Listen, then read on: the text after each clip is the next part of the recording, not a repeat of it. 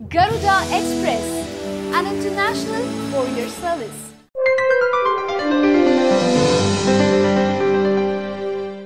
దేశంలో రాష్ట్రపతి ఎన్నికల వేడి రాజుకుంటోంది. త్వరలో జరగబోయే రాష్ట్రపతి ఎన్నికల్లో తమ అభ్యర్థిని గెలిపించుకోవాలని కేంద్రంలోని అధికార బీజేపీ కృతనిశ్చయంతో ఉంది. అయితే ప్రతిపక్ష కాంగ్రెస్ పార్టీ అనూహ్యంగా అభ్యర్థిని బరిలోకి దింపాలని నిర్ణయించింది. రాష్ట్రపతి ఎన్నికల్లో కేంద్రంలోని మోడీ సర్కారుకు గట్టి పోటీ ఇవ్వాలని కాంగ్రెస్ పార్టీ భావిస్తోంది.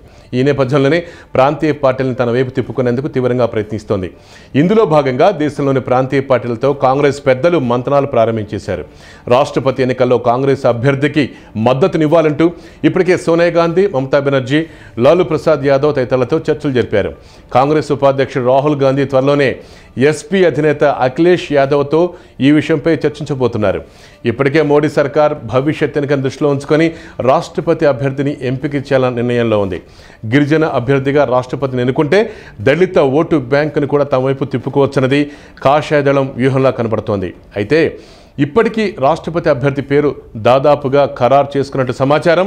అతి త్వరలో అందరికీ షాక్ ఇస్తూ బీజేపీ అధిష్టానం సంచలన ప్రకటన చేసే అవకాశం స్పష్టంగా కనబడుతోంది.